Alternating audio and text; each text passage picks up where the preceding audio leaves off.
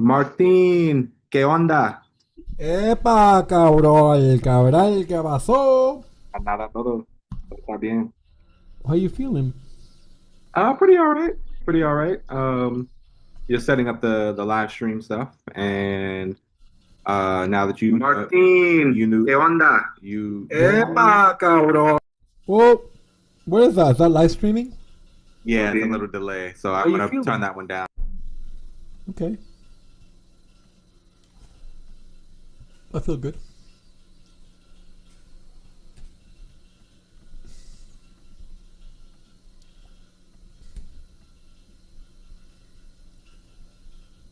All right, there. Yeah, now it won't give us the feedback between now and when we start. And I'll cut this when we start for real, for real.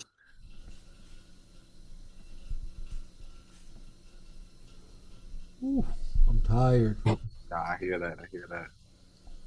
Triviana, and please let me know if I'm mispronouncing your name. Hello, Hi, yes, it's Tribiana. Triviana. Great to meet you. Great to meet you. How are you? I am well. How are you? I am doing as well as can be expected and glad that y'all are here. So yes, indeed. And I think I'm going to ask Cheryl again. Cheryl, if you are here, can you hear us? Just come off mute and say hey. Can we do everyone's sound check? Oh, there's a subsequent Cheryl Poe. Hello, Cheryl Poe, part two. Hey, Hello? Are we Cheryl Poe part two? We are. What do you mean Cheryl two? Cheryl Poe Because part- in my little window it says Cheryl A. Poe. Yeah, that's the link Oh. they shared. Yeah. That's the link Oh, they that's sent weird. us. Neat. Oh, it has all of our names. I see your name too. Yeah, all the way at the My bottom. name. Yeah, he put them all down there. See them? Yeah, try to, No, who's here? Who's here so far? Can't see. Hold on. Let me close everything. Am I here still? Okay. I got too many windows open. I hear that. Hi, everyone. Hey, Hello. Cheryl. You all. Have you done introductions? Everyone kind of just came in at the same time. Tiffany came in a touch early, so we chopped it up for a little bit. But Triviana and alternate Cheryl Poe family, the Goins family, has just came in right when you did. So I can hop Oh, in in real, front of their name, it does say Cheryl Poe. I yeah. just saw that. And I can rename such a weird thing to say in 2026. I can rename y'all. Right? It's fitting. You're right. Justin Goins, and this is Crystal.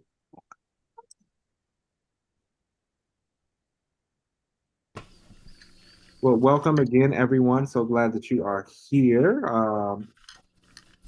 In a little bit, I'm going to move my 2-year-old, wonderful as he is. I would love for him to be here, and if he is, we'll get a lot of this in the background, and that is not.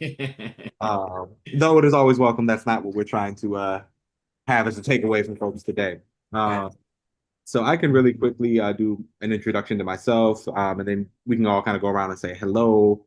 I'll give a couple of very open admin links, things to look at. I'm sure that Cheryl sent the run of show to you all. So again, first things first, like, hey y'all, glad that you're here, glad that we're doing this. Again, my name is Tafari Melasizwe. I am the communications coordinator for the Dignity in Schools campaign. I'm from California originally, but I'm based in Chicago. Fun fact about me, I went to 6 high schools in 4 states. So, and I was homeschooled for a couple of years as well. So the kind of gamut of what this settler colonial project masquerading as a country offers in terms of public education, I have seen in a lot of different spaces and places and ways. You can come up while we inside here. And Look at the baby. Look at him. He's got your eyes. How cute. Are you gonna lead the talk? Okay, cool. But yeah, so no, I've been working at DSC for about 6 years now. Broad contours on my work are just anything related to liberatory frameworks, community organizing, and really helping folks access the kinds of ideas and information that enable us to trust what we see and what we know. Because a lot of times, like, we be right about what we're seeing and what we're knowing, but we may not have the political vocabulary to say it, but we know it. So I'm really big on just like, oh, Mumia wrote about that. Oh, here, this organization tended to that to help equip us with more resources. Some might call them references to continue to not just advocate, but win the kinds of material and immaterial victories that our children and our communities deserve. So with that, I'm going to pass it to whoever would like to go next. I'm going to send a email out now for the live stream link because in a little bit we should have some of the folks start to roll in.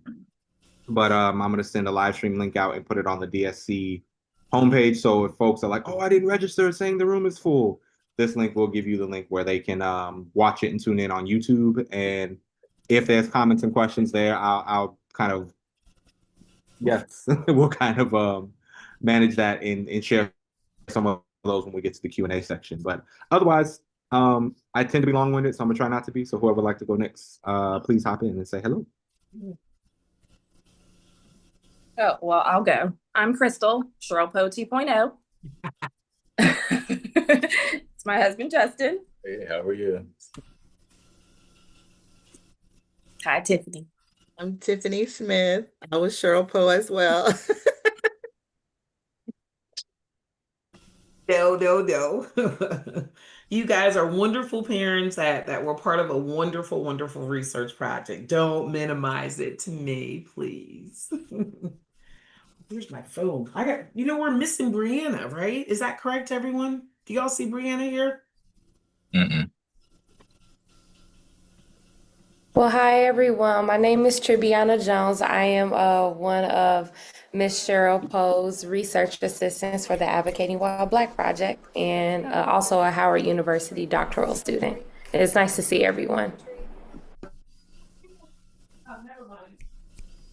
What's happening, Howard?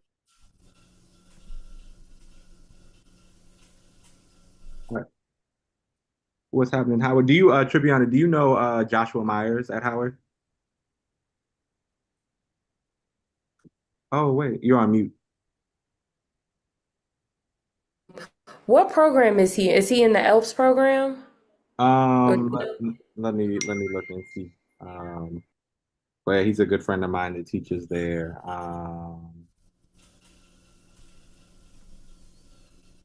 That's kind of messed up. I say he's a good friend of mine, and I'm like, well, wait, where does he work? He is in Afro-American Studies, African Studies. He's a Black Studies scholar, but he's in y'all's department of Art and Sciences. Oh, nice. Okay. No, I haven't, but probably because I haven't taken any African American study classes, but that's what's up though. Yeah, good dude, good cat. No. Yeah. And hi, I'm Cheryl. Everybody knows me, so I'm not going to introduce myself. I don't know you, Cheryl. She do. Who are you? I'm Cheryl Poe. Y'all know me. You're good. I'm trying to find what happened to Brianna. Okay, but no, we got a few minutes, so we're okay. We're good. And Martina, I don't think you introduced yourself, so please do that. But otherwise, like folks can like grab water, get the stuff. Like this is a living room. It's not a panel. I like that. Yeah. I'm Martine. My pronouns are he, him. I'm the executive director and co-founder of the Circle Keepers up in Brooklyn, New York. And I am currently obsessed with watermelon juice because it is frozen in New York City and it makes me feel like I'm in Puerto Rico. So, there we go.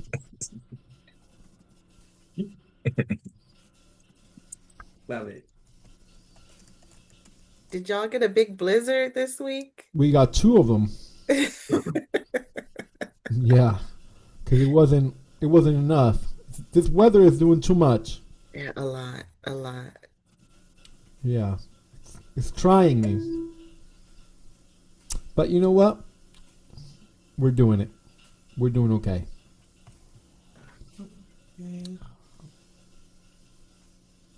I'm feeling panicked. Let me see.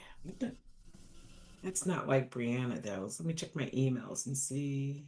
Did I forget to put her in there for emails to you? No? I don't think so. I'll look and see now. Okay. And feel free to call her if you got a number. That's the problem. No, you included her. I did? Okay, good. let me call. And she's in California, so I'm hoping I didn't tell her like the time is what's missing. I'll be right back. Thanks. Hold on. Yep, no problem at all.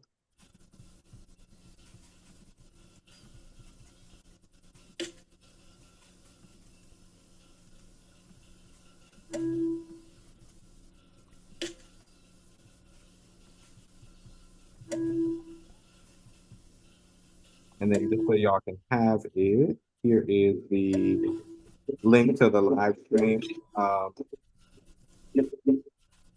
One second.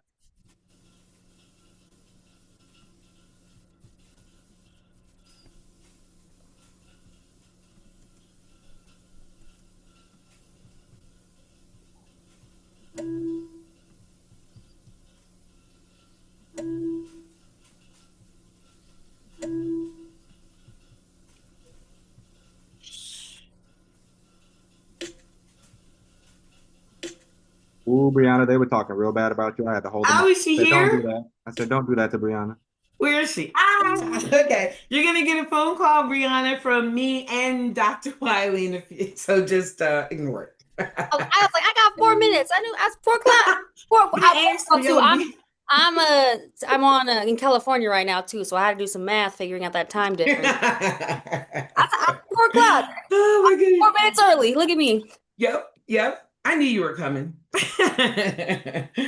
And look, you're in California, and Tafari, you missed the introductions. Tafari, he's from California also. Yeah. Yeah, they was talking real bad about you, Brianna, but I had to hold Yeah, them we up. were. You Don't listen to can't him. talk about my California people like that. But what part of California are you based in? I'm currently in Palo Alto, but I am born and raised Central Valley. Bet. Okay, gotcha. Good stuff. Yeah. I was born in Santa Clara, but grew up mostly in the Inland Empire. So like, yeah.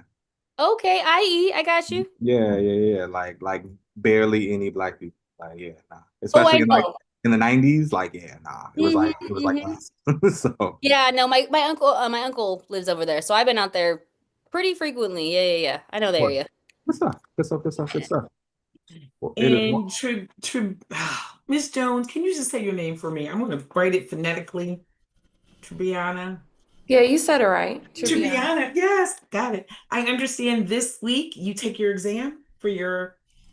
Yeah, my Yes. comps is due on Monday, so it's the final home stretch. Yeah. I'm so excited. You're going to do great. Relax, breathe through it. It's going to be wonderful. You'll do great. I just wanted to celebrate you and let everybody else know we need to celebrate her. She's got a big thing coming up.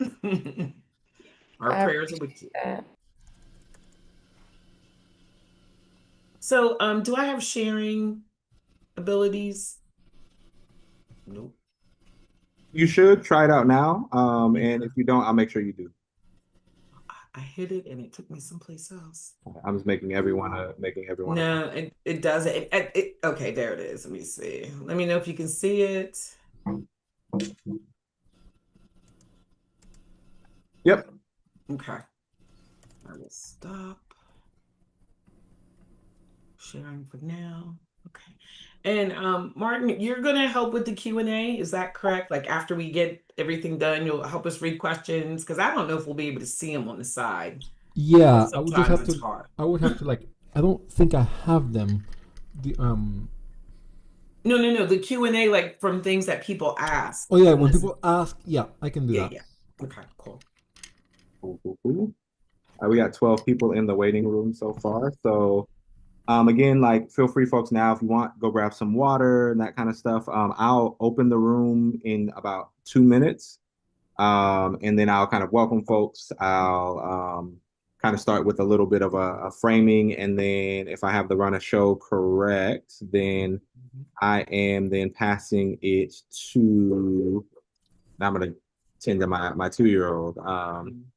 The why this research is important piece. That is, Cheryl. Am I passing that to you? Yeah, start to Okay. me, and then I'll pass it on to Perfect. the parent And the parents, and then they'll pass it on to Brianna, and so on and so on. So. great. So as hold on. So I'm trying to save y'all's ears.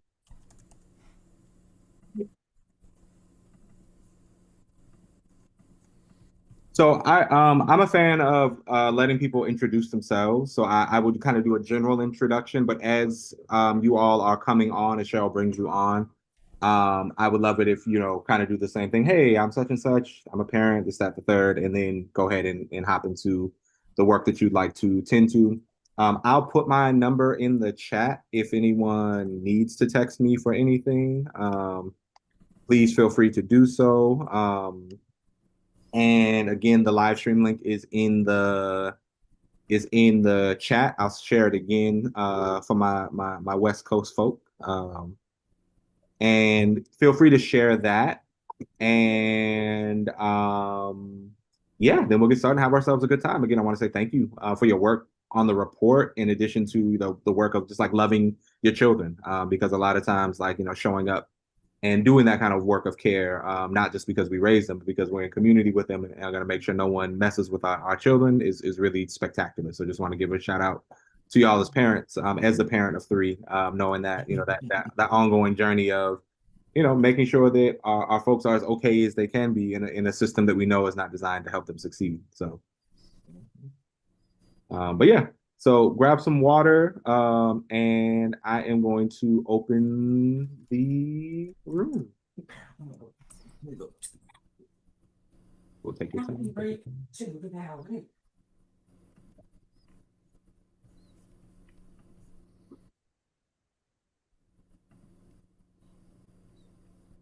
Greetings, greetings, greetings, everyone. Welcome to the first DSC quarterly conversation. Hope that you're doing well. Some more folks are going to continue to pour in. We're going to get started in just a moment. So if you can, in the chat, just put a hey, how you doing, and where you are joining us from, and if there's an organization that you are representing, please feel free to drop that in the chat so we can kind of know who is here.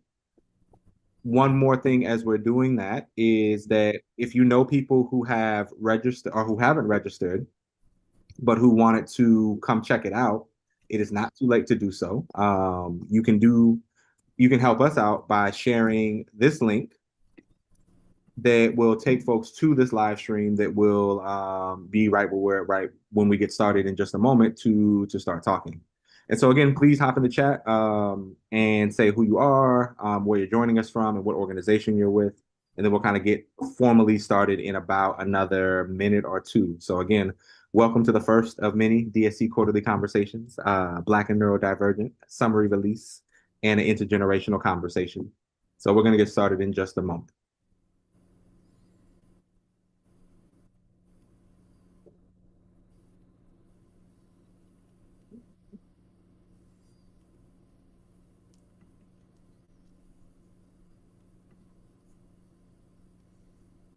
Somebody has their hand raised. I wonder, Martin, somebody has their hand raised. Oh, they just took it down. Yeah, no, we see it. I'm realizing that somehow the chat is disabled, so I'm going to,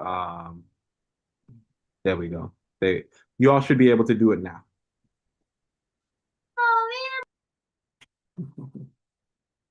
Thank you for the correction. Yes.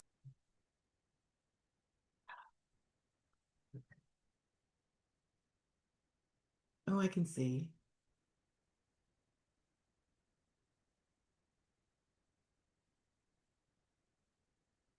Good evening. Oh, we got California and Jersey. Lots of California. Brianna, did you invite your folks? Oh, we have some Canada. I do have a couple people logging on, but definitely the ones that are on right now are not from me, but I'm happy to see some West Coast people in here.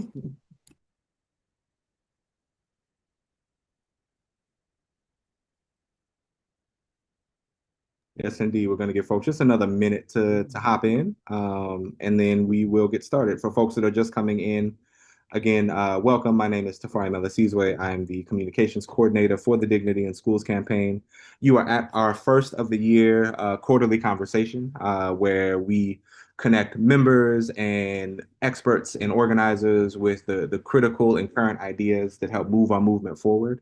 I just made that up on the spot. That was actually really good. But in all seriousness, No, we are here to build community, to build conversations, to build connections around key issues that are often underexplored, that are often discussed, but not with depth and rigor. And we're really excited to be bringing this discourse and this conversation to DSC. One of our wonderful members, Cheryl Poe, who has been holding it down on all things related to special education and community organizing and Black folks, has brought to us some fantastic research and some fantastic work. And we're going to get the chance to kind of do a deep dive ahead of a very exciting release of a report. So you're going to hear from some parent voices, you're going to hear from some community voices, you're going to hear from some intellectual voices, all kind of, again, revolving around advocating, caring, navigating systems such as the public education infrastructure as a starting point in some ways, but also as like a nexus point of all of these kind of interlocking systems that are supposed to care for our people, but often end up being the agents of harm in our communities. And so, again, please keep letting us know who you are, where you're joining from, and we are going to get started in a minute. Last and certainly not least, again, for those that are coming in, if you're excited about this as the conversation goes on, and want to share it with folks, another way that people can participate is the link that I just shared there. That will give you access to a live stream link where you don't have to register. Folks won't be in the room with us, but people will be able to tune in, ask questions there, and all of that good stuff as well. And so we'll get started in just a minute. And again, glad that you are here.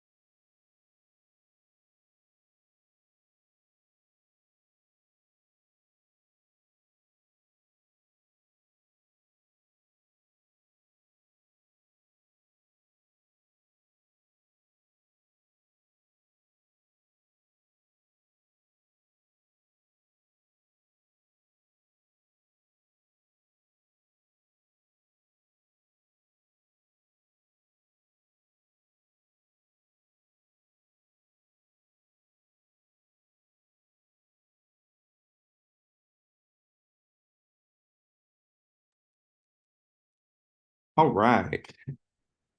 2-year-old deposited. So now we can officially begin. Hello again, everyone. Thank you so much for being here. We have about 40 folks that have tuned in on the attendee list. We have a few more that are piling in on YouTube. Again, welcome to this really fantastic conversation. A little out of breath because I just ran upstairs to drop my kid off. So I'm like, "Ooh, okay, let's get it." But again, y'all, my name is Tafari Melisizwe, Communications Coordinator for the Dignity in Schools campaign. You're going to hear less from me over the course of this evening, but we're in line for a really fantastic conversation with one of our really key and powerful colleagues, comrades, and members of the Dignity in Schools campaign. Of course, DSC is a national member-led organization that focuses on education justice and organizing, dismantling the school to prison pipeline. But kind of beyond those like broad contours of education justice organizing, it is really trying to facilitate what education at its core is really about, which is facilitating, nurturing, and developing responsible handlers of power in our communities, being able to coalesce and perpetuate and develop the kinds of networks and relationship building and curiosities and space for communities of care to coexist and to thrive. We have members from California to New York to Chicago, where I'm based at, to all throughout the South, to Virginia, to the DMV area. And each of these areas, and more importantly, each of these members that we work with, really have a unique area of focus, a grounded area of focus on their work. And that is really what makes the coalition at large really special and important in these times where there's so much effort to dismantle and to disaggregate and to disconnect communities together, as we're being oppressed across the land. And so this conversation that we're dealing with tonight is going to be an intergenerational conversation. We're excited to talk about a report that's going to be released on the Dignity in Schools website very soon, called Advocating While Black Parents' Experiences with Special Education in Virginia. It's a fresh new report that's put together by some of the folks that you're going to meet later on in this discussion. But what I want to do to get us started is just kind of give us a brief frame, and I'm going to close my mouth and pass it to the very capable hands of Cheryl Poe and kind of let the conversation go on from there. And so if you'll bear with me for a second, I want to give us a little bit of this framing. So for generations, Black families have carried the weight of ensuring that their children receive what the law already promises. When disability intersects with race, that weight becomes heavier. Navigating special education is never just about paperwork, policies, or procedural safeguards. Again, is the treatment consistent with the ideology? You can say anything, but is the treatment consistent with that? For Black parents, it often means navigating bias, senses of lower expectations, disproportionate discipline, delayed evaluations, and systems that question their credibility before honoring their expertise. This gathering marks the release of findings from Advocating While Black, which we just mentioned earlier. It's a study rooted in the lived realities of Black families navigating systems governed by the Individuals with Disabilities Act, or IDEA. The research does more than document disparities. It captures patterns of resistance, resilience, exhaustion, strategy, and love. Advocating While Black is not a metaphor. It is a lived condition. It is the reality of preparing for meetings twice as hard, documenting every interaction, anticipating pushback, and still showing up grounded in the belief and the knowledge that our children deserve dignity, access, and affirmation. It is the experience of being viewed as angry instead of informed, difficult instead of determined, and yet continuing to push forward because the stakes for our children, our people, and ultimately our communities is too high not to. This intergenerational conversation brings together advocates and parents whose stories reflect both struggle and strategy. It centers the voices of those who have navigated evaluations, IEP meetings, disciplinary hearings, and service gaps, and who have learned how to build collective power in the process. It reminds us that advocacy is not simply reactionary, it's structural, cultural, and communal.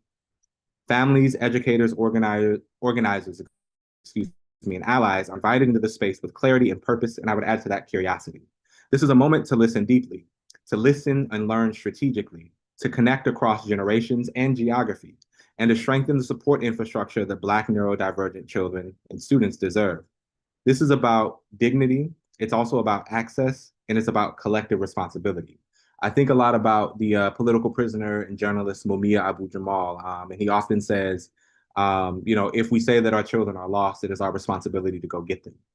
And so in this time, I think that it's just a very important thing that as so many things are changing, as the landscape is constantly, seemingly falling apart, we also are bearing witness to like the incredible organization and resilience and radicalization and stepping up to the moment of students, of teachers. Shout out to the strikers that just finished their strike in San Francisco, maybe about a week and a half ago.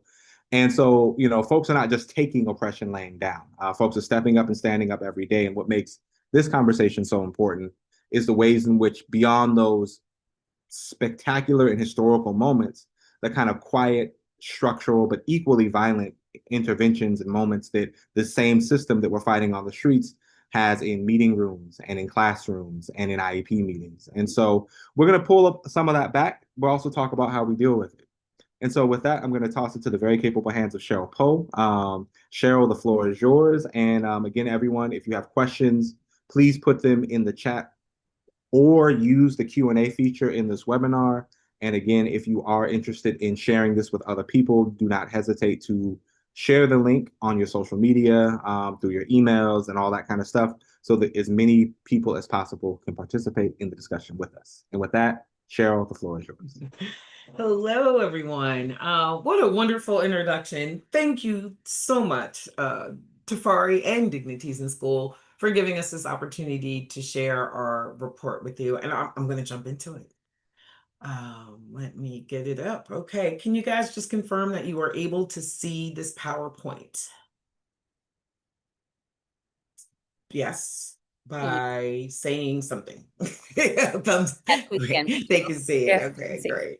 So let's just start off by introducing and talking about all the original people that have really helped us with the research. So advocating for kids, we were able to partner with Catherine Wiley, who's not here with us this evening, and come up with a great protocol, a great report, and bring together ideas about what needs to be done for children with disabilities. So that's been exciting. Then we had Leah. She was a researcher. She's not with us from ODU. That she also helped, and also Jamelia. And then with us we have to Bibia. I always call her Miss Jones. I said it perfect earlier. Tribula, help me out. I'm so sorry. Pronounce your name for me, just because they. It's Tribiana. Tribiana. Oh, I swear. And she's here with us tonight. And then we also have Brianna Gibson, who also helped with the interviews. So these were the original researchers. They have been working on this for, I'd say, about 3 years overall, right? Miss Gibson?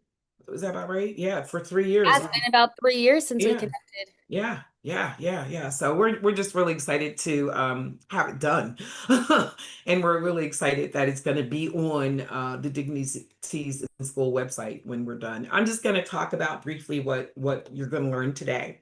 So we're going to start off with some introductions and why this research is important. You'll hear from me, you'll hear from the parents. From there, we're going to go into what the research design was, some overall top level findings, and then we're going to talk about the implications of the research for the families. We're going to have the parents discuss why this, again, like what the report meant for them. And then we definitely have saved time for Q&A. So we're going to start off right away with the parents. Up first, I would like to briefly introduce them to you. We have Crystal and Justin Gleentz, and then we have Tiffany Smith. And they're going to start off from their perspective as parents to share why this research was important to them. Are we unmuted? Oh. Sorry, my husband keeps touching the screen. Oh, can you hear me? Okay. When Ms. Poe asked me to do this, she told me what the topic was going to be, and I thought it was important to first say what special education is to me. It's testing, it's appointments, therapies, 504s and IEPs, and really understanding what they mean. Because when I started this journey, I did not know the difference between a 504 and an IEP, but I understood they both gave accommodations. It's asking for an assessment and being told no, hearing, having the testing that you waited months for, some people over years for, to get dismissed and to be told that your child is just stubborn and they just don't want to do any work. It's finally getting the school's testing finished and having a meeting where they say, we don't see anything concerning. And they have poorly written assessments that don't really show what is going on with your child. And it's getting an IEP and finding out your child is not getting services after you fought for almost a year for them to have specialized education, and then to find out in a meeting that my child is refusing to go, which again, why is she refusing to go? Because behavior is communication. And then the reason it's important to me is because it shows how hard it is for Black parents to receive FAPE for their kids. And Black parents have similar stories in this report, issues, concerns, and our kids are paying the price while we sit in meetings and hit continued roadblocks just by trying to help our children. And for content, I started a second IEP for my second daughter in October, and we still have not finished finalized, and she is not getting specialized education. And the school year is almost over. For me, is being able to help support my wife, take care of my daughters, as far as this process, as far as special education.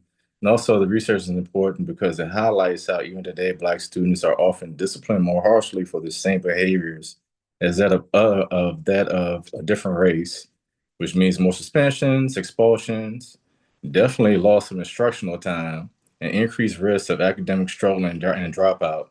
And also putting labels on these children too of being aggressive, difficult, and angry, which they're not. They're just misunderstood. That's all it is. I'm Tiffany Smith. This research was so important to me because I'm a product of educators. I grew up in a home with a teacher, with a parent who was a teacher of the year in 2 different states.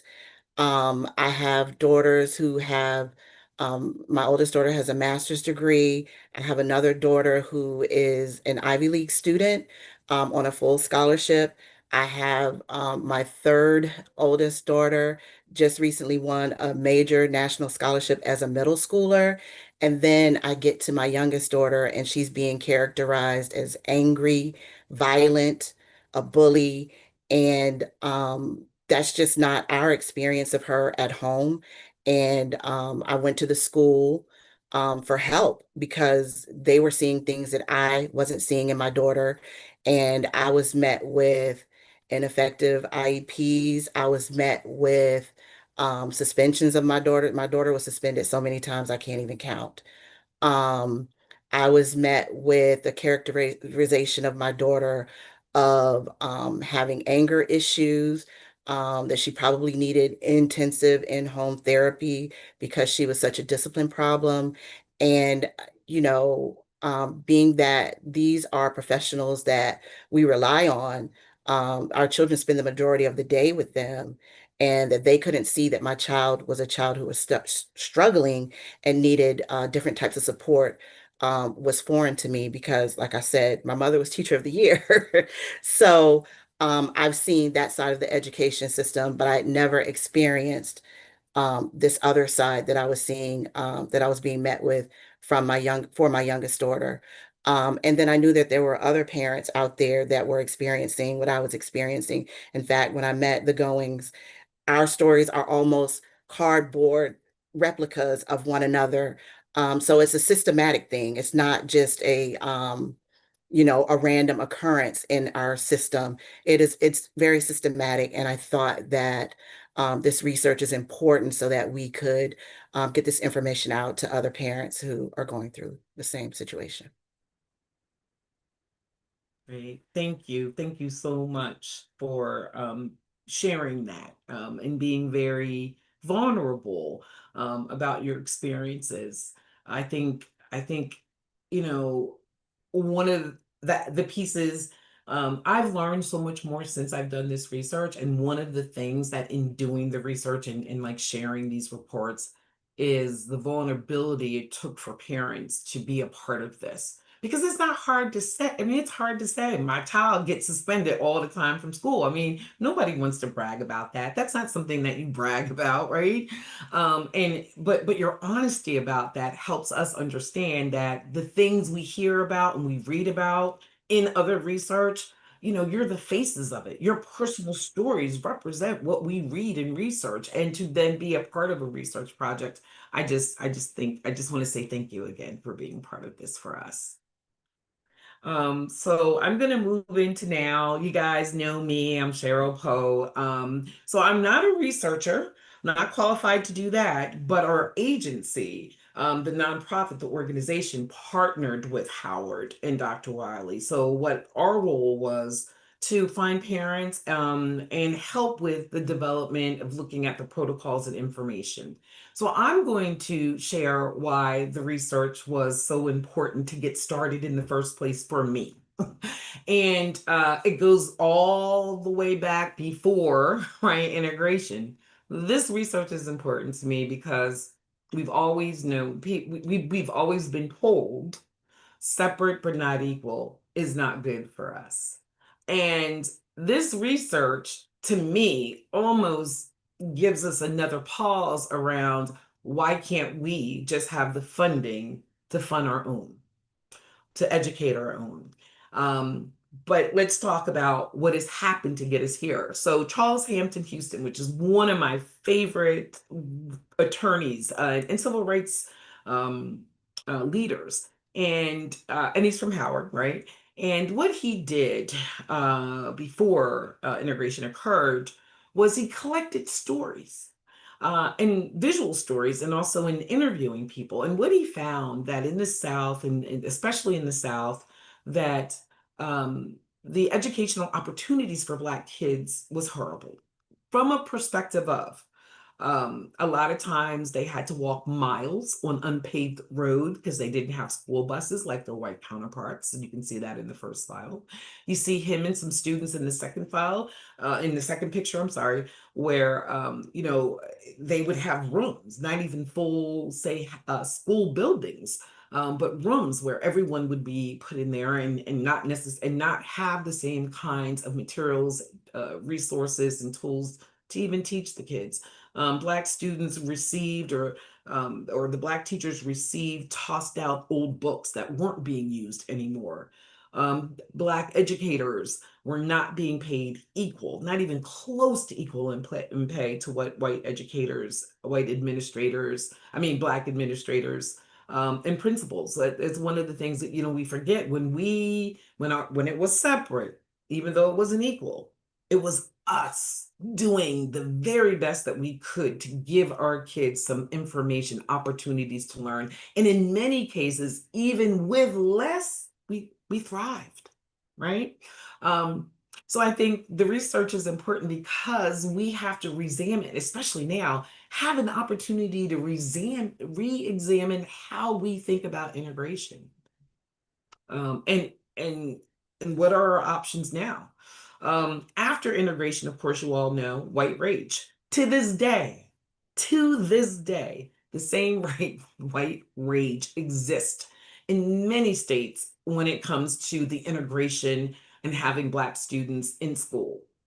So let's think about this just for a minute. Just think about this. If they felt that way just because you were Black, imagine if you were Black and neurodivergent. Imagine. Life would have been hell for you. It's horrible. And a lot of what we're seeing in the past is happening again. Where are our white civil rights? I've heard that. People post some of the most disgusting thing on my page when I talk about Blackness and students with disabilities and how that intersectionality causes harm because racism still exists in our system and our kids aren't seen as valued individuals at all. So what happened was we started off like, oh, look, it was 2024. That was the first year that I met Dr. Wiley. And what we did was I asked her, I said, I'm really concerned. Virginia has never, since they opened schools and allowed Black children to attend schools, have Black children been through their data collection systems that we know of, they've always been overrepresented in all the negative things, like Justin said earlier, always overrepresented in discipline, right? And always not represented in high graduation rates or giftedness or twice giftedness skills. So she took all the information and data that had already exist to look at some trends before we started the research, just to get an idea on one of some of the things that we wanted to look at. So one of the things that we found out, these were 7 trends that we found out that existed through the data, and it's the information is horrible. Virginia's what, 11th highest count in the nation when it came to suspending kids nationally. That's ridiculous. Why are our kids being suspended? And when we say kids being suspended, you're talking about Black kids. Black students continue to be overrepresented in out of school suspension multiple years, and that means if your child's suspended when they're in the first grade, it seems that it gets tracked and somehow children continue to be suspended all the way through until something is put in place to stop it. We know one of the things I really want to talk about, represent some of my clients, is Black girls. When we think of special education, a lot of times, when we think of suspension overall, you're always told about Black boys are overrepresented in special ed, Black boys are overrepresented in being suspended. But guess what? Black girls are doing the same thing when you compare them to white girl counterparts. They're suspended way more, twice as much as their white counterparts. They're still not accessing the resources and opportunities that we have. And we really need to lift up their struggles, Black girls, as much as we do our Black boys. Students with disabilities continue to be overrepresented in out of school suspension. So think about it again. If you're just Black, you're going to be overrepresented in suspensions. If you have a disability, Black or white, you're overrepresented in suspensions. And if you are Black with a disability, you're overrated in every area in suspensions. It's almost like the system, as soon as you come in and you're Black and you have a disability, you're going to get suspended or disciplined in some way. The system is set up like that. Let's see. Virginia suspends even preschoolers, right? Preschoolers. I don't know why you would suspend a 5-year-old. I've like looked at the data around this. I even have cases where 5-year-olds are being suspended. I had a student that was suspended earlier this school year because he eloped. Now he's 5 and he's out on recess. Why is it his fault? Why does he get suspended for them losing him, basically? And that's another thing. Some of these suspensions, it's easier for the school to document it as a behavioral issue on the child or the child being non-compliant versus in accepting accountability and responsibility for the situation for which the child was put in the first place that led to the suspension. So, and I'm talking to the choir here. I would believe that a majority of the people that are watching this or signed up for this understand that yes, institutional racism is still alive. And that institutional racism is allowed to exist not because of your overt, right? Your overt racism that exists, the bombing of a church, right? Or throwing stones at a Black family. No, it's the quiet racism, right? It's the racism that allows policies to be developed and institutionalized and pushed forward that allow Black people, Black kids to continue to suffer and be seen as less than and not valued and treated with the dignity that they deserve.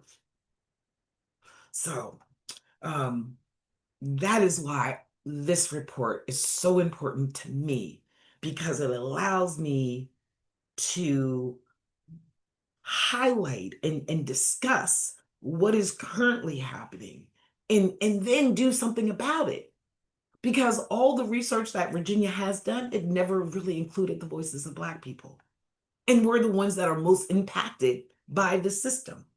So now we're going to move into the part where you're going to hear more technical information about the research. And I'd love to introduce Brianna Gibson.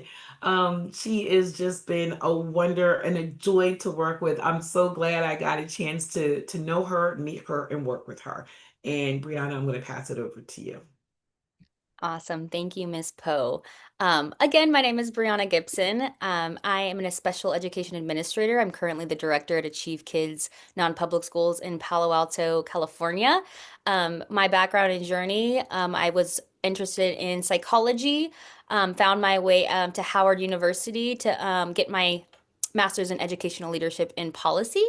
And that's where I really honed in on my specialty of supporting policy and practices for alleviating disproportionality for African American students in special education, as well as honing in on crisis intervention and safety models that are integrated approaches for supporting students with behavioral crisis in the school system.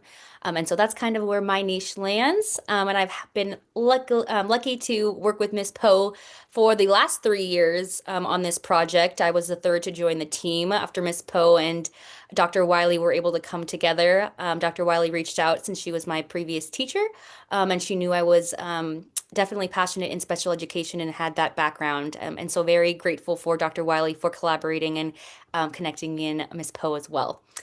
So a little bit about the research and diving into the mechanics of the research.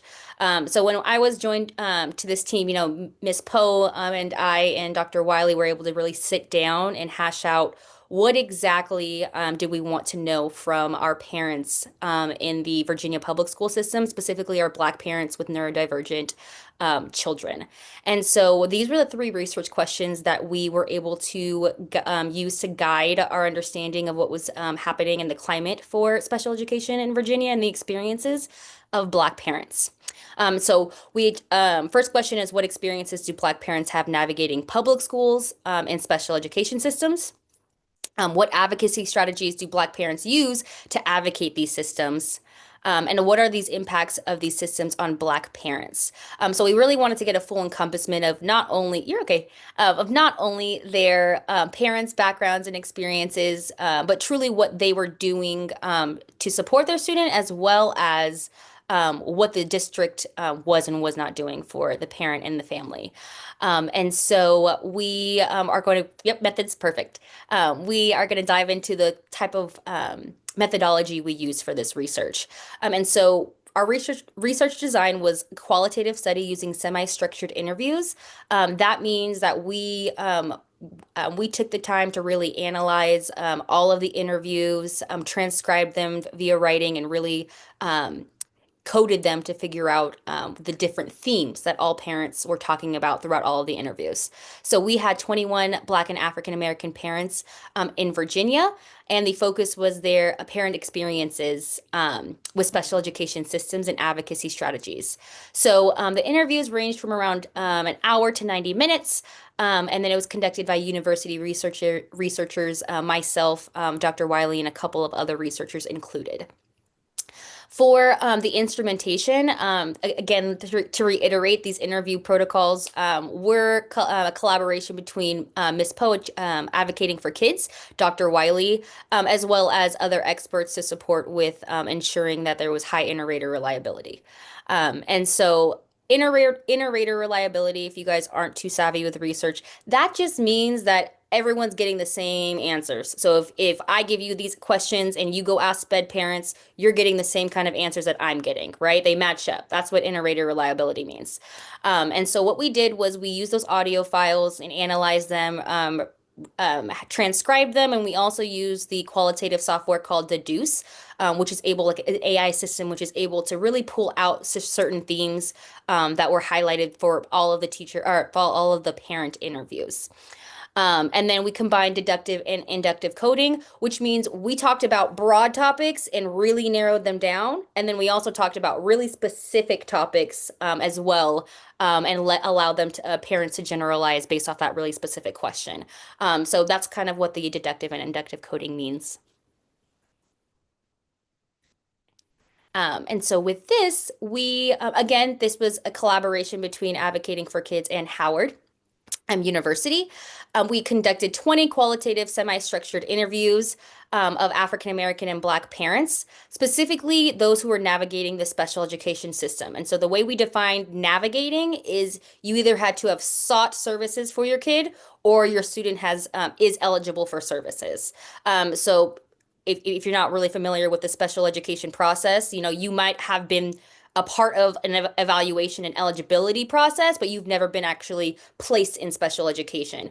So we really honored that range of exposure that parents would have to the special education system, and we acknowledged that some parents may have sought services, but not have received eligibility for those services.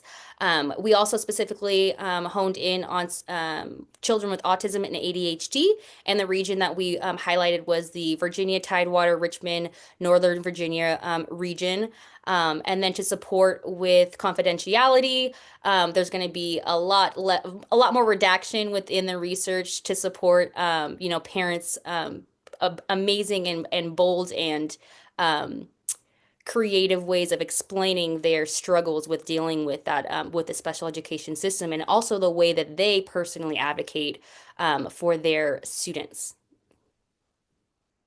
So go into the overall findings. So again, we had a couple different lenses. That first lens was parental advocacy strategies used. So we really wanted to hone in on that, just Black adversity. We know that our parents are going through a lot, but we also know, our parents, Black kids, we're going to do what we need to do to get our kids to where they need to be, right? And so we wanted to acknowledge the fact that we know that they're using strategies. Are these strategies working due to the public school system? We don't know, but we know there are strategies. We know they're using them, even if they're not working due to other issues and barriers that we'll highlight again. And so one would be seeking information to inform parent decision making. That was expressed a lot throughout different avenues. So seeking information via online, via other people, via different organizations, different partnerships, and different things like that. Two was pursuing non-school-based professional evaluations and assessments. And so essentially understanding that as a right to a parent, you have the right to an alternative evaluation and assessment for your child. And so once parents are able to get more information and understand that, they're able to support with understanding that they have that right to request for different interventions. And we see throughout this research that parents are asking for that right. And also as well as countering school decisions that felt odd with their child's well-being. That was consistent throughout the entire interview process. And then holding schools and district leaders accountable for providing special education services. I believe the Goins family kind of highlighted that earlier as well in regards to, fighting for their kids to have those services. And it's an annual IEP. So once a year they go over that IEP. And so they fought for those services. By that next IEP, those services are supposed to be given, and it was a whole year where they found out it wasn't. And so they really are consistently having to advocate and fight for their right to hold those leaders accountable for providing the services that are on that IEP. And then often, as a last resort, hiring professional special education advocates, pursuing legal means of redress through government civil rights agencies, and disenrolling from schools. And so that's kind of that final process of understanding for parents once they we're seeing the trends of once parents seek out that information for themselves, that is not supporting their student. So they have to take their means even further in hiring an advocate to support their student's education.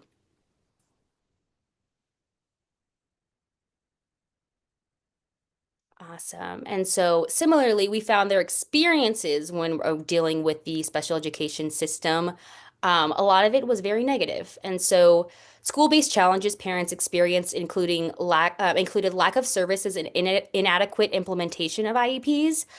So essentially services would be speech language pathology, behavioral health, mental health therapy sessions. It would also be OT services and speech language pathology, and different things like that. The lack of services in those areas to support with the overall academic supports of that student and overall well-being of that student. And then the inadequate implementation of that IEP as well. So, we go over this document, the parents are advocating, fighting for all of this information to be put on that document, and the document is not being met with fidelity, and they are not implementing what they are saying they are implementing, even though we went through the process of figuring out what to put on that IEP and all of us signing it. We also see feeling unheard during IEP meetings.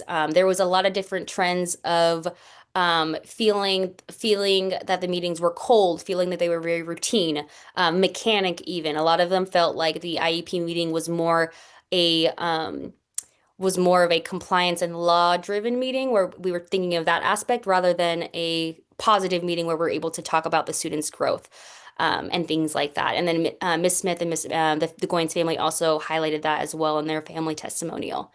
And then lastly, frequent adverse disciplinary experiences for children stemming from IEP or disability-related circumstances.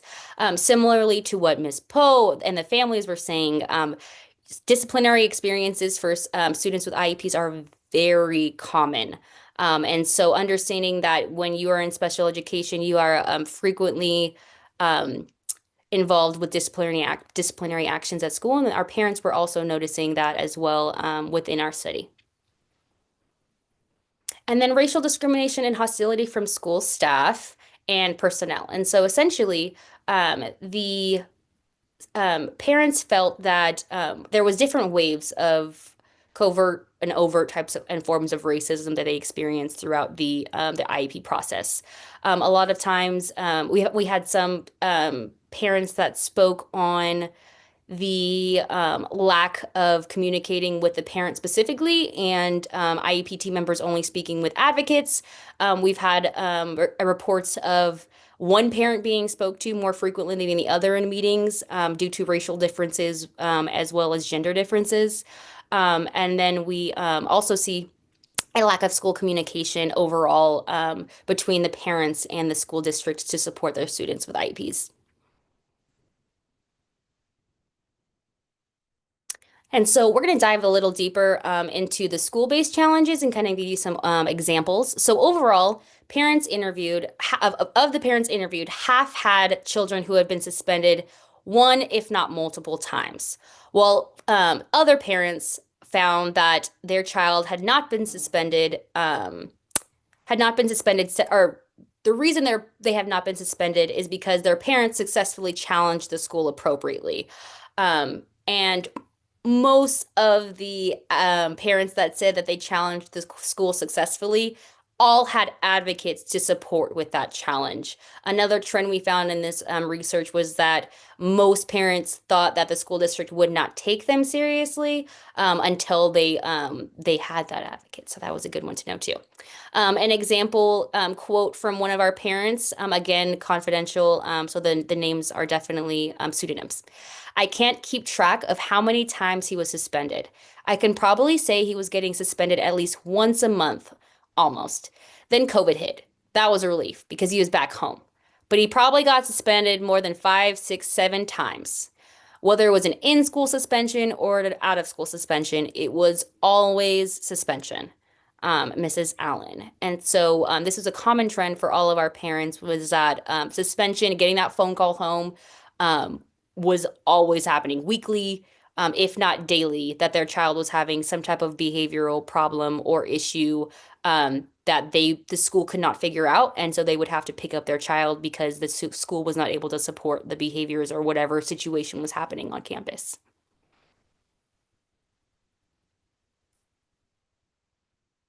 I will pass it over to Tribiana, my amazing peer in this research project. Thank you, Brianna. I appreciate you. Hi, everyone. My name is Tribiana Jones once again, and I am a doctoral student at Howard University, and also I'm a current high school teacher for a District of Columbia Public Schools, as well as Chicago Public Schools, which is I am a Chicagoan at heart. So right now, in my third year of my program at Howard University, my research pretty much centers around Black adolescents and how they grapple with their faith as it pertains to Christianity in public education and how they negotiate that when dealing with educational racism and adversity. So I will pick up where Brianna left off with the findings, and we will start off with impacts on Black parents. So with this research, with the dynamics of Black parents and pretty much everything they experience, we could imagine that, as they are advocating for their children, for their babies, that they are going through so many circumstances, right? So some of these things could look like economic costs, like they are coming out of pocket for tutoring, for some parents even relocated to new neighborhoods just to get their students, their children, the proper schooling and support. And also maybe some parents, due to having to leave work for their children, they lost wages because a lot of the parents, some of them have worked hourly and they had to leave work to pick up their children due to suspension and things like that. So also we have a lot of parents also have like this emotional health toil as well too. So we could imagine that parents had to go through anxiety and exhaustion, also disrupted family life when it comes to the impacts of Black parents as well. And that and then we understand that when schools fail, families have to usually take a finance gap, right? When they are going to tutoring, when they are dealing with these mental health and physical things, when they have to pay for therapists and things of that nature. So when we're looking at the impacts of Black parents, it's not only just economic, but it's also into the family life and as it pertains to mental health. And these are just some quotes that we can just look at, right? So we have Miss Sanders that says she spent thousands last year alone. Just last year, it cost her 2,500, and he's now in the fifth grade, her son.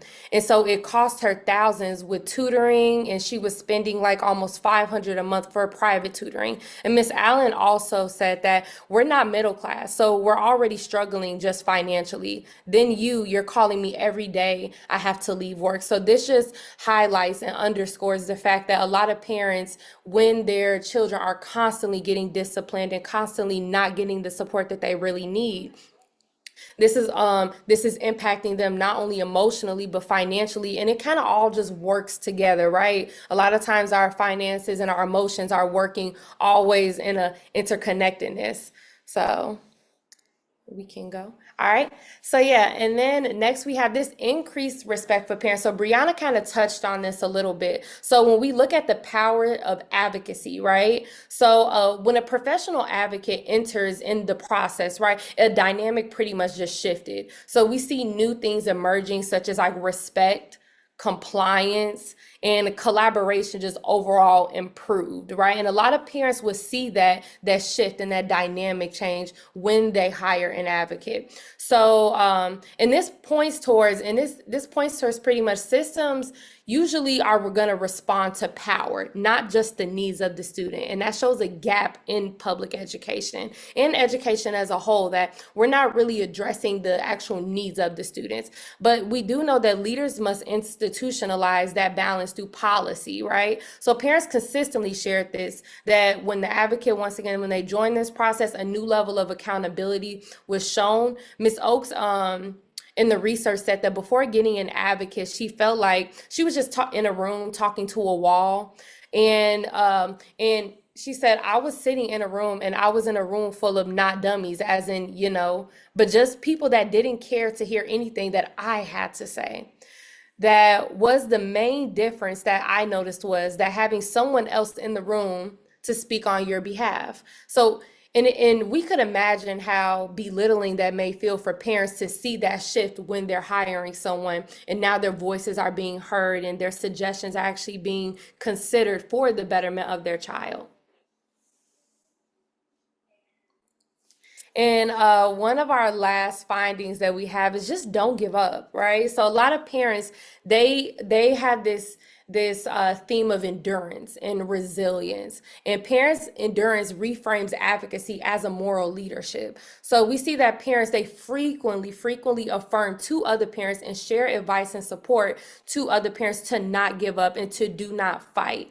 A lot of parents looked at this as a matter between life and death for their child's success and for how they are going to grow in their success and education and career wise. So it's really important that we know that parents are constantly saying, hey, fight for your children's accommodations and their rights. And if parents refuse to give up on their children, the systems cannot either. So the system will not always be out for your child's best interest, but the parent is. So that is why it's so important that the parent is always advocating for their child to hold the school accountable so their child can thrive.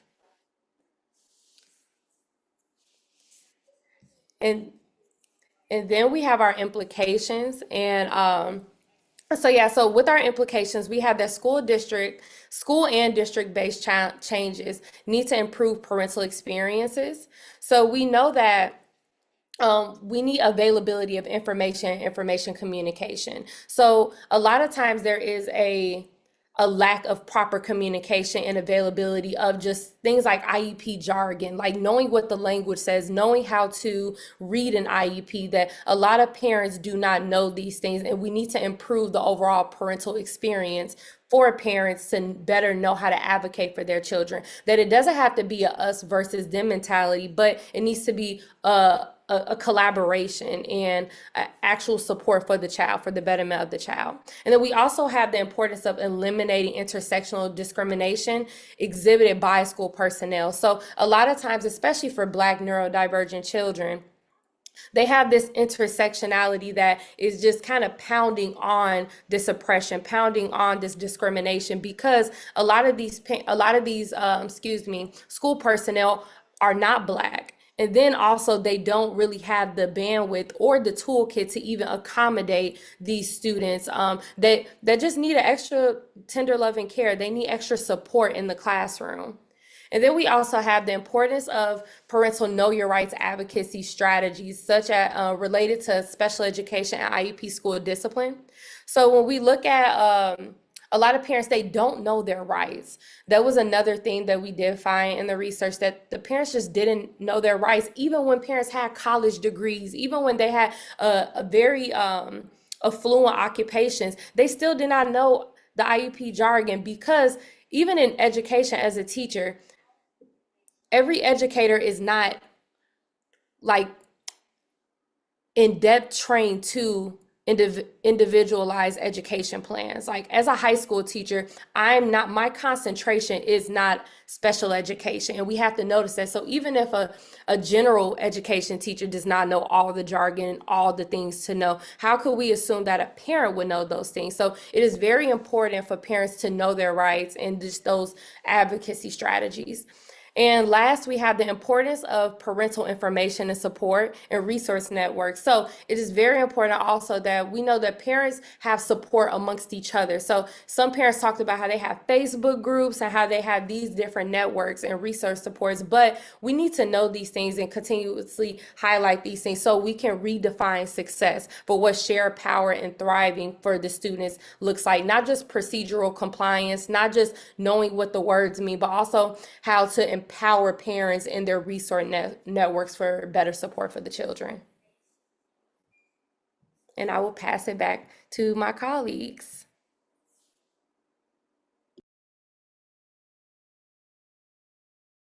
Oh, me. Okay, I'm just gonna reintroduce the parents now before we go into the Q&A.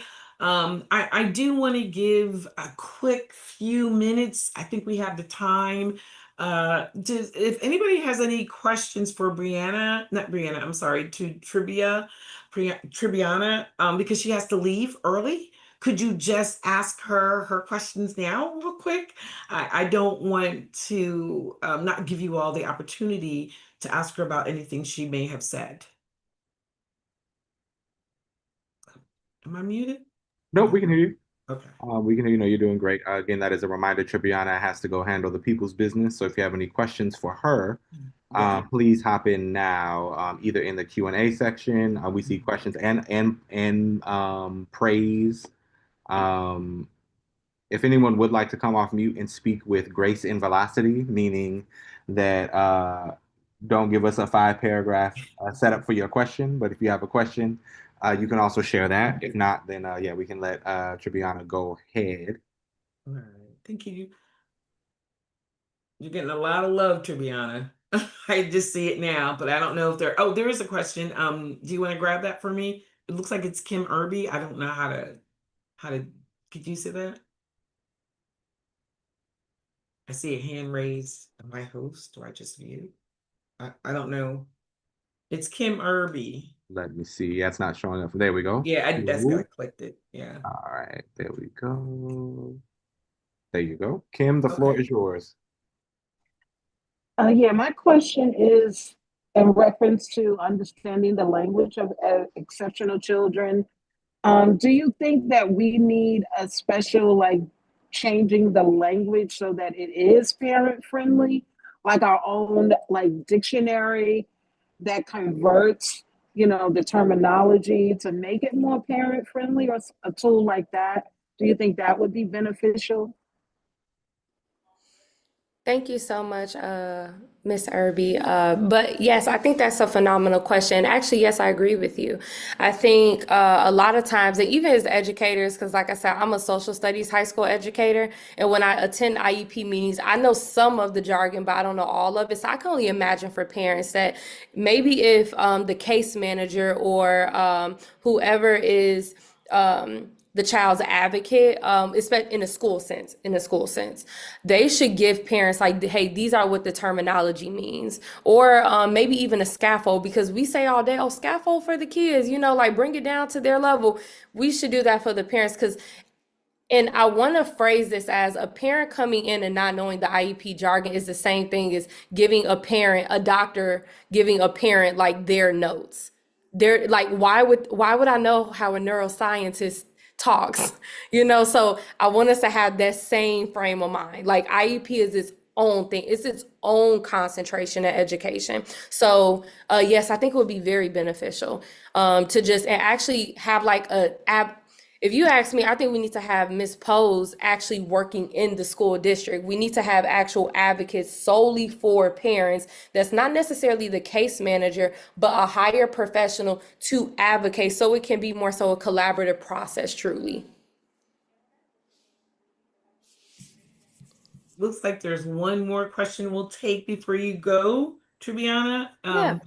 I wanted to say it's Miss Pope, Mr. or Mrs. Pope. I can't even with that first name. I'm not gonna try and mess that up. Sorry. Okay. I don't know if you can hear. Can you hear me? This is Yep, we Kalila can hear Pope. you. Yep, we got Yes. you. Okay. I had the hardest time trying to figure out how to get off of mute, which is why it took me so long. I'm so sorry. So I am a parent, and Tribiana, you made a very good point where, even though you have a college education and you may be an astute member of society and have whatever, you don't know all the jargon for the IEPs. So that I had an IEP meeting for my daughter today who has special needs. She's 6 years old. And ultimately, you have to ask detailed questions. And sometimes it just makes you a little bit at a loss to understand everything because even though she's had an IEP since she was in early childhood special ed, new things come up and everybody in every school seems to do something a little bit differently. So then you have to relearn and relearn and relearn. Mhm. My particular question though to you is in regard to the non-school based assessments, who is financially responsible for those? Is it the parent or the school? And why do they end at age 7 years old? I could support with that. So essentially, the right to an alternative assessment is a part of federal law.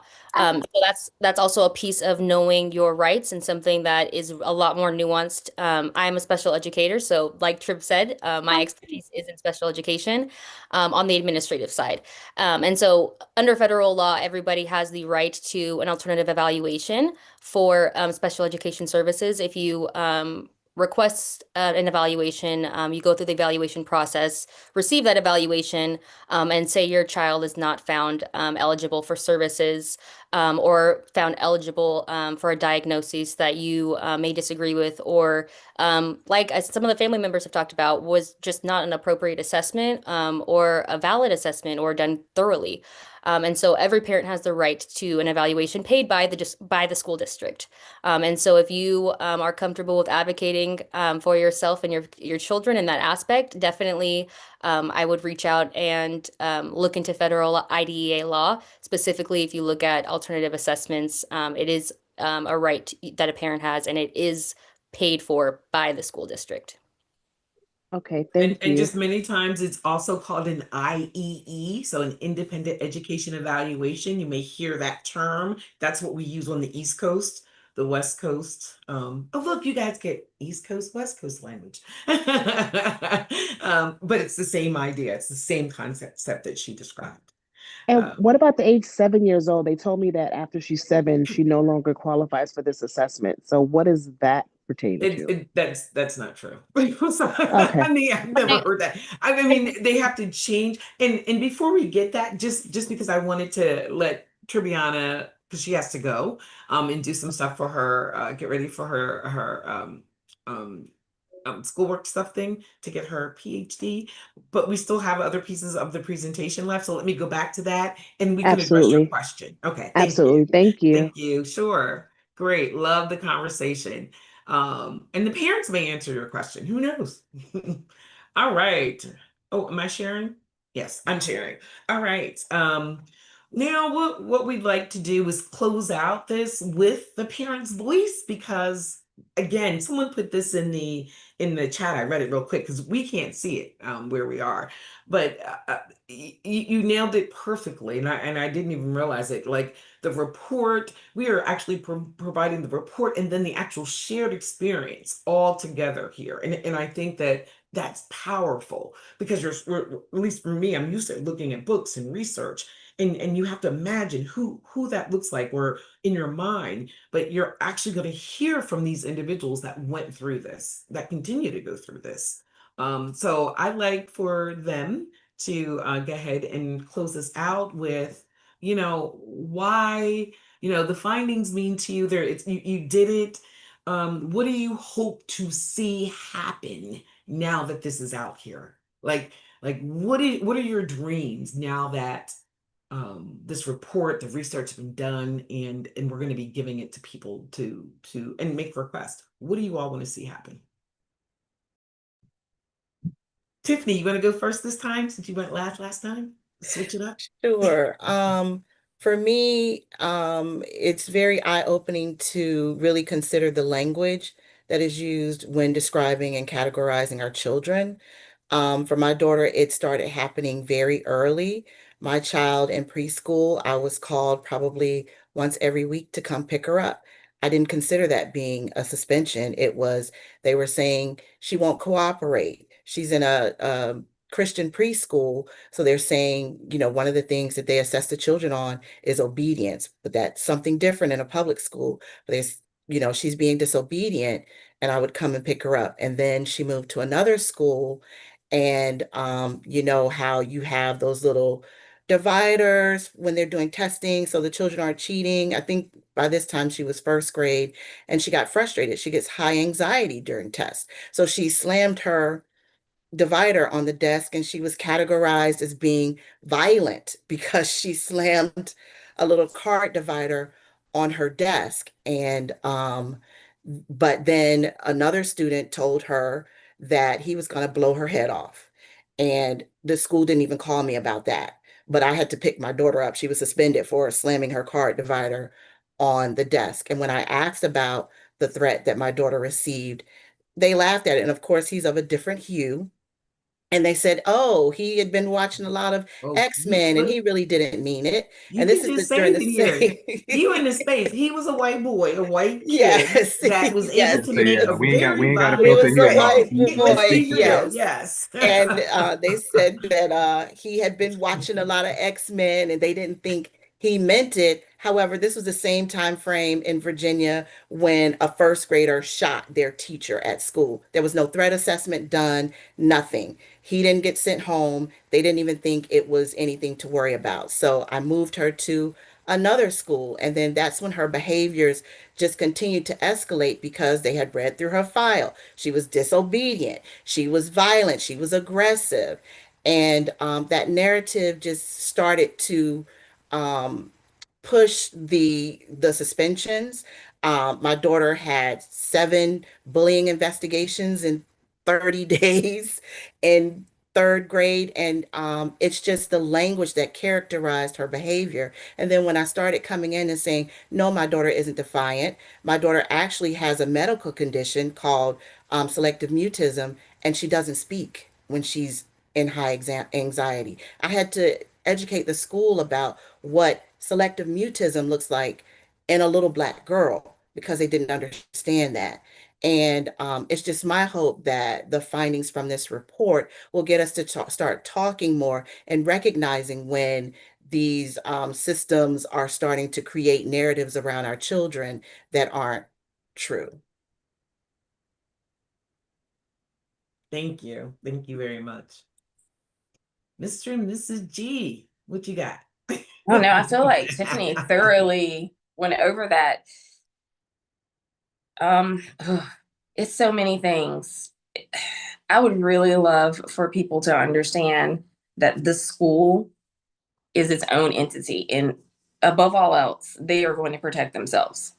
They are going to lie, whether they're going to tell you something or they're going to admit to tell you something. They're going to do things that they said they didn't do, and vice versa.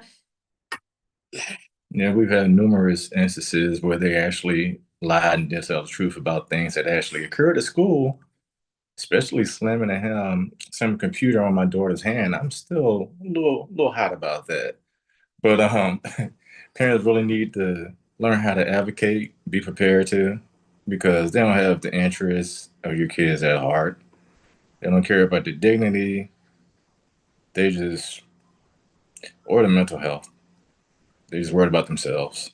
What really gets me is when you fight for your child, of course, we are aggressive and we are problem parents. But if you treat me like that, how are you treating my child when I'm not there?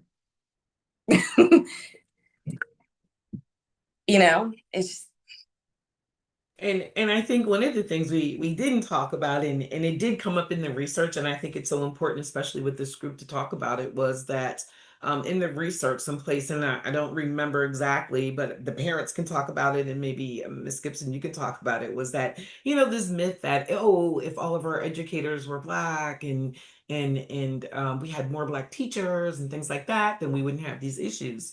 Well, when it comes to systems, that is not true. And I'd love for you all to speak about that, your experiences with Black educators. I know, Gwen, you can do that probably a little bit more than Smith because you got some support, a little bit of support. Or we could talk about how the teacher cried in your meeting and took it away. I don't know. But yeah, if you guys just want to talk about that piece too, that'd be great. my oldest child had a Black special education teacher, and they didn't get along. And that's another thing that sometimes people just don't like each other. And that happens with teachers and children too. And my daughter did not like her special education teacher, and I don't think she liked her.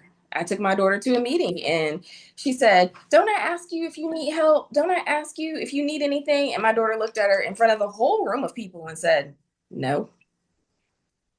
And she didn't have a response to that. And she was also the person who let it slip in a meeting that my daughter was refusing to come to her classroom and was refusing services and never said a word to me. So being Black in this instance did not mean better. So one of the other things that was in the research paper, lack of communication. We got a lot of that. That's our experience. I can support. Oh, go ahead, Ms. No, go ahead. Yeah, I can support with more of what the research said as well as more on that topic. Essentially, like they said, mm, essentially, regardless of race, there still were problems, and that's why we highlight disability, critical race theory, discrit, that intersectionality between race and disability, because regardless of race, we still have ableism. And so that doesn't go away regardless of race. However, when race is added onto it, when you have a white teacher, there's extra layers where it might be racial, it might be ableism. However, we have to acknowledge within our Black community that there is ableism in the Black community. It's not one of my favorite topics to talk about due to the fact that, I feel like that's like a Black on Black crime kind of argument where they're just going to use that against us to try to say that we're not doing something. And that's not the case. Just the case is ableism is real and is alive regardless of the race that you're in, and that sensitive relationship between school education, the Black parent, and the Black child is definitely something where the skepticism is warranted. Within the Black community, you might have people that don't really agree with a disability because of the history with education and consistently labeling our Black kids with a disability to support seclusion and pushing them out of that school system, pushing them to the school to prison pipeline. And so that was highlighted a lot within the research and really prevalent that regardless of race, we do see disproportionality with the way that special education Black students are treated against other Black students. And so, yeah, definitely. Thank you guys for highlighting your experiences because it's definitely prevalent. I also wanted to add that my daughter had an experience with a Black administrator who was, I think, the champion of creating the narrative that she was angry and violent and all of these things. And my daughter, in first grade, because she had a meltdown in her classroom, was escorted out of the room. They called the security. And when I asked this Black sister, did you agree with them calling the security officer to escort my 6-year-old Black child out of the classroom, she didn't see a problem with it. And she tried to argue that, oh, she had a relationship with him, and that's why they called him down. I said, my daughter doesn't even know this officer's name. So how can you sit here and say that she had a relationship with him? And I said, you know what the statistics say. You know what the optics look like when she's the only Black child in the classroom and you call security to come and escort her out of the room. So I definitely believe it's a systematic thing. Race doesn't play a part in it unless they're one of those educators in the building who really, really cares about children, and then they're not in the popular crowd. You guys, thank you. We have 15 minutes for our Q&A, and I have a feeling we're gonna have a lot of questions. So I'm I gonna want stop I want to piggyback on sharing. Tiffany. That is Oh, very true. We oh, had a sorry. special education teacher at our school 2 years ago. She was phenomenal. My child loved her. She did everything that you would want your child to have at school. The experience, the whole 9 yards. They cut her because I don't think she fit in with their group. I see that. I too, and Brianna, it's so funny that you called it Black on Black crime, because I literally said that at an IEP meeting in a predominantly Black school, right? Everybody, superintendent's Black, school board's Black, principal's Black, sister principal's Black, everybody's Black. And there's one in this meeting, there was one white guy who was the evaluator. And I'm sitting here looking at these folks to understand why they never updated the evaluation. I was trying to understand why the kid had 2 IEP goals for executive functioning when in the IEP it said he had dyslexia. And I literally said, this is ridiculous. This is Black on Black crime. This boy represents your child, your nephew, your grandchild, your nephew, someone in your family. And how do you allow this to happen? You're empowered as a full Black district to do something different and do something better for our children. And I said, this is Black on Black crime. That is so funny you said that. I literally said that in an IEP meeting last week, because that's what it was. Of course, they all looked at me like I was crazy, but that's what it was. But thank you guys. Thank you so much. I love your vulnerability. Guys, if you we're ready for the Q&A section. If you want to start doing that aspect, Tafari or Yeah. Martin. I Okay. can hop in and do that. And again, yes, Thank you. fantastic discussion that we're having.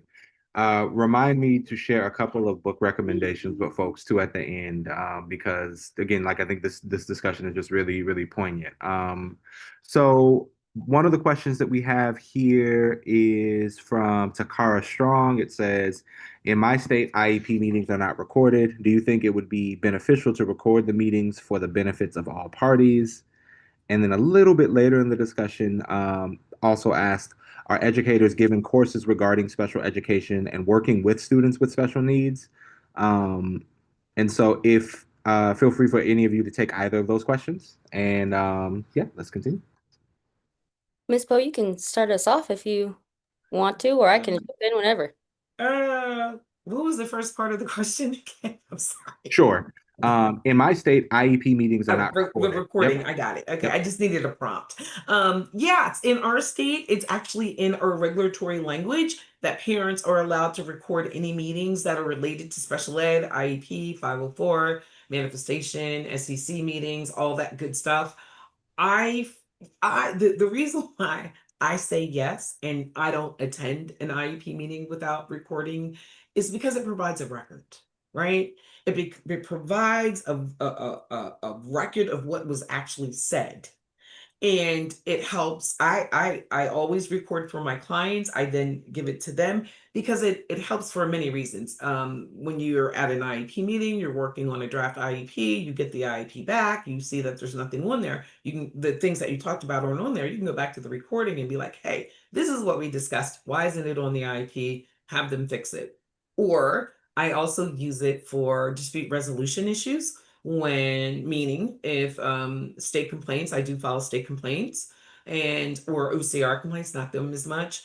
But sometimes I have to use that record of what was actually said because the information that we got later written down in a prior written notice or on the IEP didn't match at all. And then you tell the school it didn't match and they want to argue with you. So and then another thing, like for practical use for parents, you know, sometimes when you're at those meetings, you're emotional. You're not able to process everything, or you're hearing things for the first time, or you're emotional.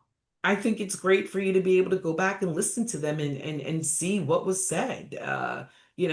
Things that you didn't understand, maybe go back and listen to and get someone to help you understand it better or clarify what was said. So I see lots of value in for several different reasons to record a meeting. Mhm. And on my end, even if you don't watch the meeting, we're all busy. You guys have children, all of that stuff. But to what Ms. Poe was saying, emphasis on recording, and look into your district's policies because, like the Goins family said and Ms. Smith said that there's always little loopholes. For one, look into your district's notice for recording. A lot of sometimes I've had IEP meetings where we've postponed the meeting because the parent's like, I want to record, and it's like, well, technically, we want 4 days notice to ensure that we have the proper recording equipment in the classroom and all of that fun stuff. So we're gonna redo this because we're gonna reschedule this meeting for next week because we weren't informed that we needed you guys were wanting to record. You're more than welcome to record. However, we just need to make sure we prepare on have the right documentation for it, at least 5 days of notice. So you can get very nuanced in that way as well. I'm real good with I've been in this special education admin and school districts. I've been in Virginia. I worked in Virginia. It's very interesting over in Virginia. That's why I moved to California. It just a little aligns more with my supports for special ed, but definitely missing my DC folks as well. But yeah, I definitely say ask for a recording and always have it written notice. Send an email out probably a week or two as soon as you get that invitation. Request that the meeting be recorded because, like Ms. Post said, it might not end up in the notes or on the prior written notice. Can you ask also about the teacher? She was asking, I don't know exactly, but I think it was what exposure do teachers get about sped ed? Was that the second part of her question to her? Yeah, it says are educators given courses regarding special education and working with students with special needs? Yes, minimal supports. So if a teacher has different pathways of going to school, and just like Trib said earlier, different kind of expertise. Special education is its own expertise. So I have in California is a lot different as well than other schools. In California, we're transitioning a special education teacher to an education specialist because California recognizes that special ed teachers are just master teachers and that all of the type of teaching that we do needs to be within every classroom. And so the title is now ed specialist because it recognizes the fact that sped teachers are doing that work that general ed teachers don't have that experience to do. California also loves just making words fancy, and we like to sound better than other people. So that's also another reason why we do that. But yes, we do have training. However, it is very minimal training. Especially if you're in the general ed population. If you have a special ed teacher in an SDC classroom, which means that you're in a special education classroom with a special education teacher and your student is away from the general education setting, that special education teacher will have a lot of extensive background and supports with disabilities. But at the same time, we're in a teaching crisis. So you're seeing a lot of more pipeline programs for our teacher training programs. It takes 1 to 2 years to finish a teacher training program. When originally, you'd want to get your bachelor's in education and master's and things like that. So we are seeing these pipeline programs to ensure that we have the bodies in the classroom because we still have students, even though we don't have the teachers to support that. However, they're not as experienced. So I always advocate that we need to have education more high up on our policy agendas and making sure that we are really looking into that because we don't have a lot of teachers. We need to get paid a little more.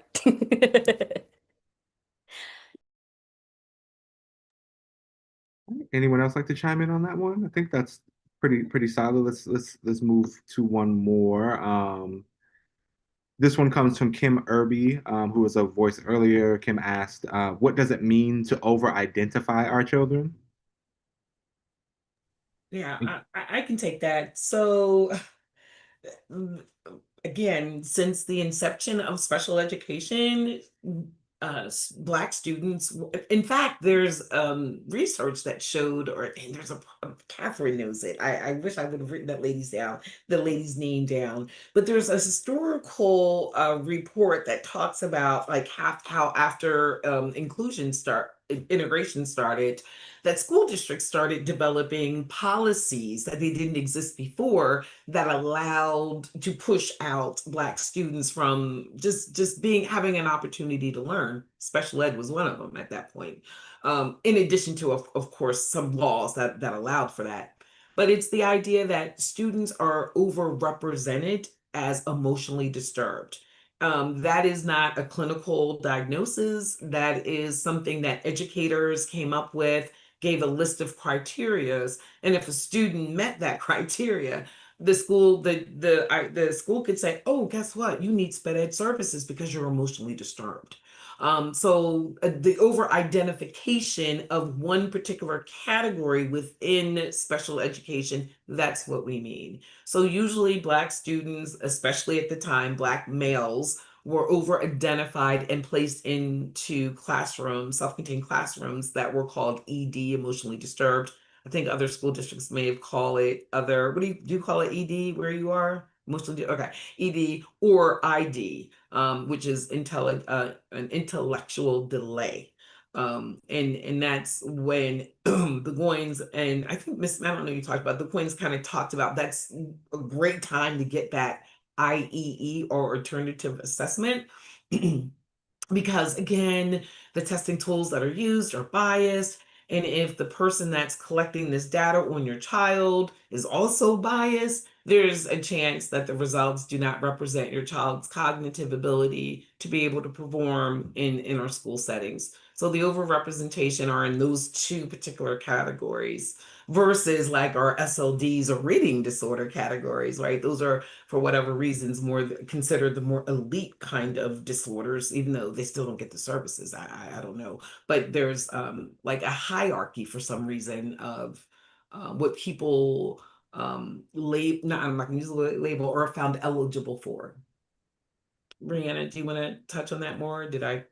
You did a really great I job. take that? Yeah. Just really explaining that that like Miss Poe said, you can go to a doctor's office and get a diagnosis from your doctor. That is not the same thing as a special education eligibility determination. So that's kind of the difference. Where you think you can go to your doctor, they're like, "Oh, you have ADHD. Oh, you have dyslexia. Oh, you have autism," on a medical diagnosis. The school uses a medical diagnosis to recommend and inform their educational diagnosis, right? And the reason why we don't call it a diagnosis in education is because we are honoring the fact that we're not medical professionals. So we're not diagnosing your kid as an educational specialist, as a special ed teacher.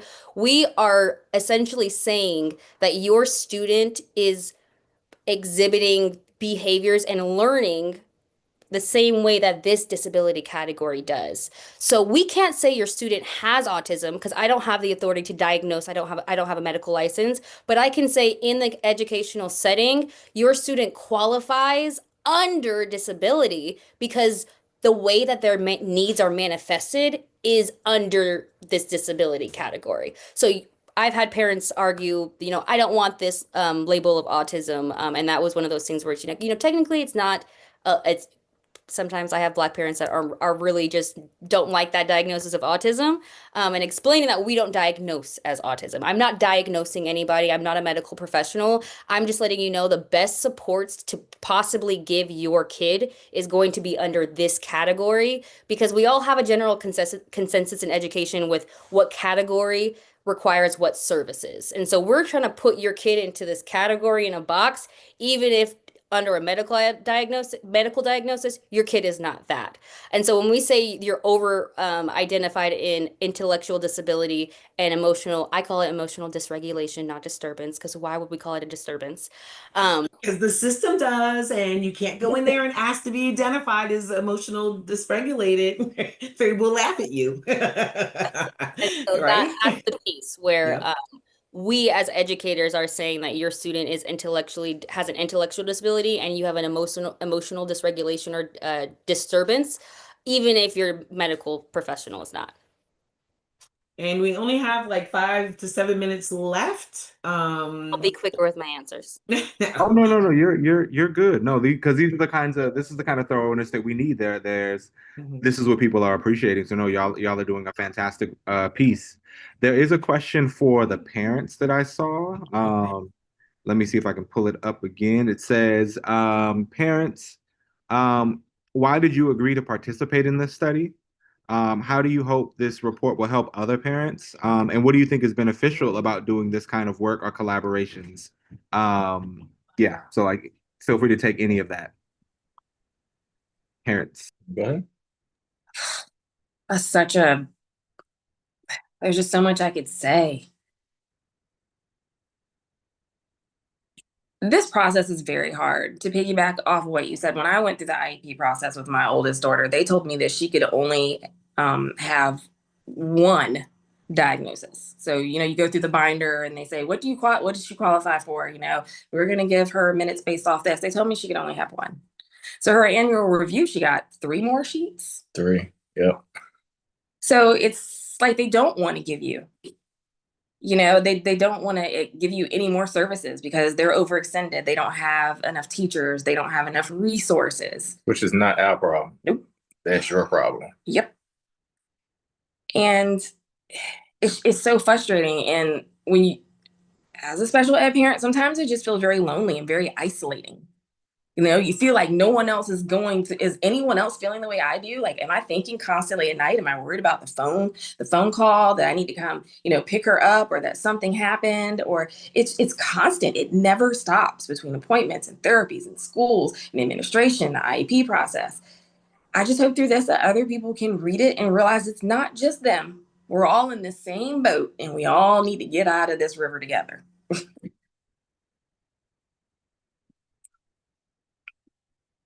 That was a big question. It had like 3 different pieces in it. Could you maybe say it again, Tafari? Yeah, sure. No, it's fine.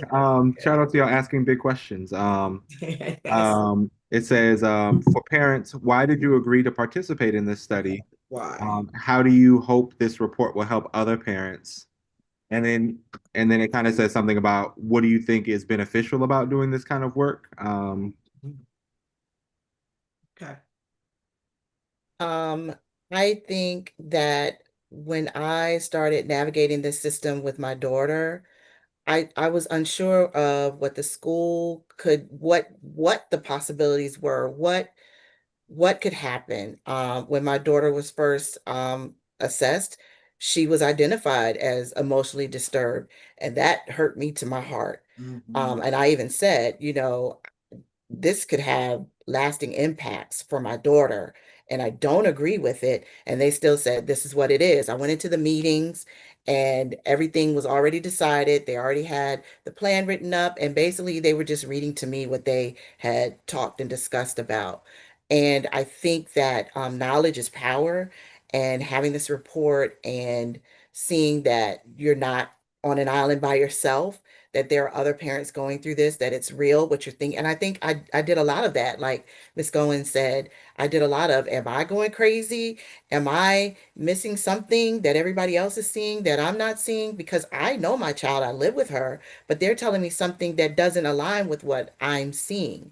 And so my hope is that other parents will find that hope by reading this report and hearing that they're not going crazy, that it's a very systematic problem that we're facing, and starting to equip themselves to, like Ms. Goins said, get out of this river.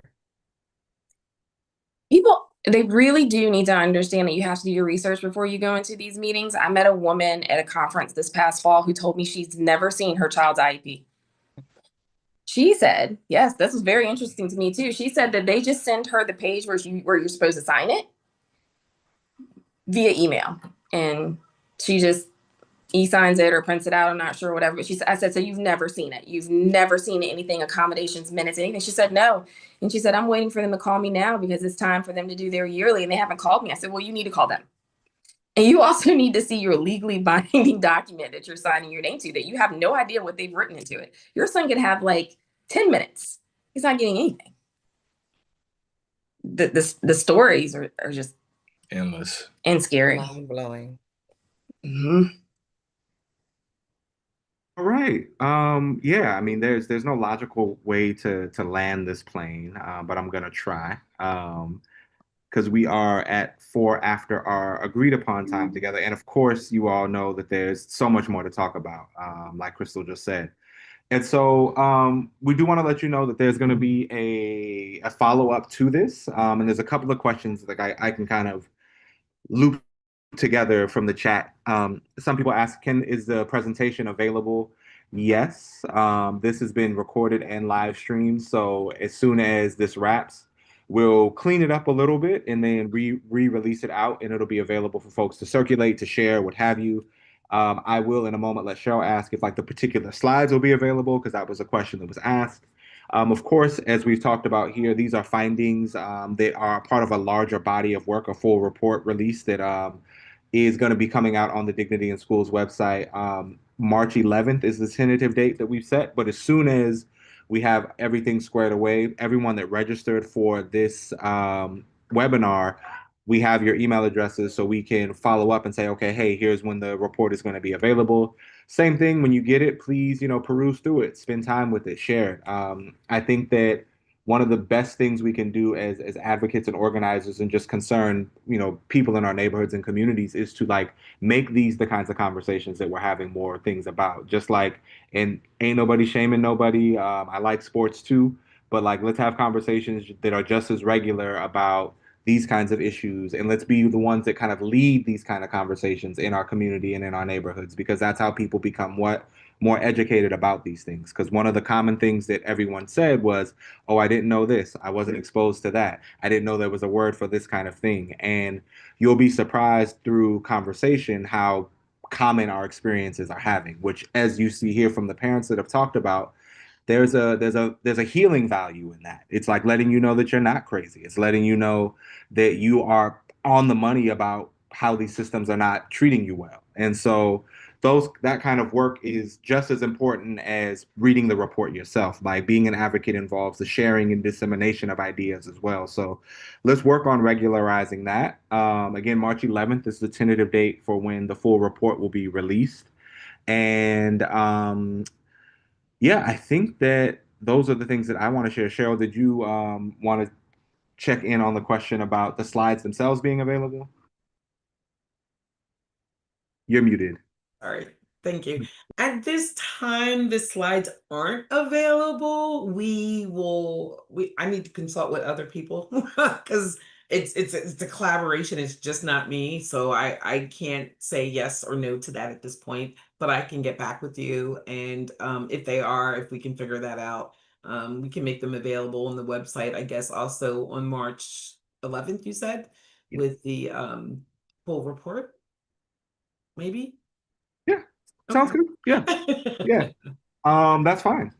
Also, you all, we are going to there's some conversations about doing a part 2 around this. Right. So of course, like all of you all are obviously welcome back. Please come. Folks that see this later know that there'll be some information coming out about a part 2, which will take and borrow from even some of the conversations that we had tonight. This conversation of a dictionary for parents, I think, is a very useful kind of tool, because one of the things that we've been working on in collaboration with Cheryl and the team that she's worked with is how do we help this content live outside of the report. And so some of those kinds of things about turning them into like toolkits and things to connect and really extend the access to these kinds of ideas is something that is, really important. Yeah. So, Yes. yep. So stay in the works for that. That's something we talked about coming maybe sometime in the summer.